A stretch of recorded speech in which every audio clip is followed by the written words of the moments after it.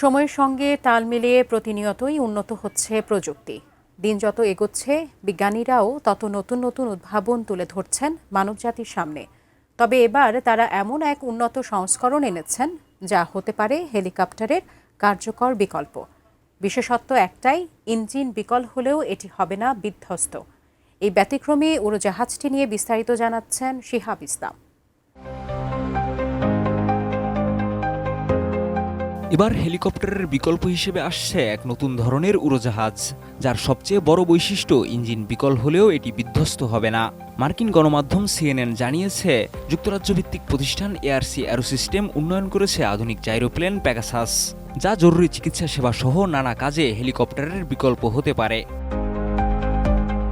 প্রতিষ্ঠানটির সিইও ও প্রতিষ্ঠাতা ডক্টর সাইয়েদ মোহসিনী জানান, বহু বছর ধরে উন্নত এয়ার মোবিলিটির জন্য কার্যকর সমাধান খোঁজা হচ্ছিল, কিন্তু প্যাগাসাস আসলে একটি পুরনো কিন্তু পরীক্ষিত প্রযুক্তির আধুনিক রূপ। জাইরোপ্লেন বা অটোজাইরো প্রথমে তৈরি হয় 1920-এর দশকে। এতে উপরের রটর ইঞ্জিন চালিত নয়, বরং সামনের দিকে অগ্রসর হওয়ার সময় বাতাসের প্রবাহে রটর ঘোরে। ফলে ইঞ্জিন বন্ধ হয়ে গেলেও রটর ঘূর্ণনের কারণে এটি নিরাপদে ধীরে ধীরে নিচে নামতে পারে, যা হেলিকপ্টারের ক্ষেত্রে সবসময় সম্ভব নয়।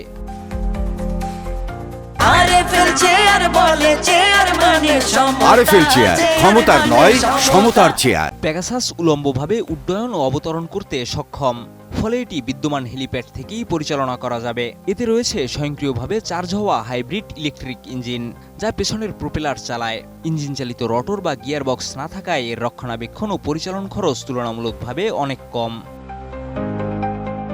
এই উড়োজাহাজে একজন পাইলট সহ দুজন যাত্রী বহন করা যাবে। এতে সর্বোচ্চ গতি ঘন্টায় 160 কিলোমিটার। যদিও গতি হেলিকপ্টারের চেয়ে কম, তবে নির্মাতাদের দাবি, জরুরি চিকিৎসা সেবার প্রায় 90% মিশন প্যাগাসাস দিয়েই সম্পন্ন করা সম্ভব।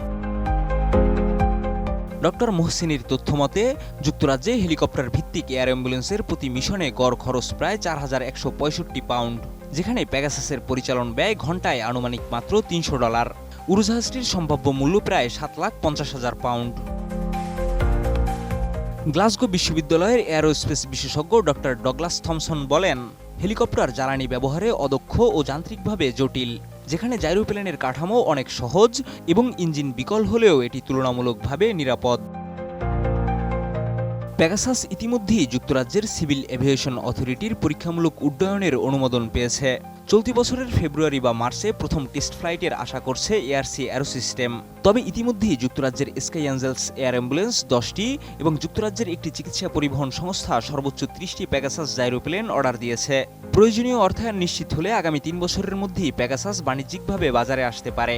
ভবিষ্যতে প্যাগাসাস নজরদারি, এয়ার ট্যাক্সি এবং বড় আকারের যাত্রীবাহী জাইরোপ্লেন তৈরির পরিকল্পনাও রয়েছে প্রতিষ্ঠানটির।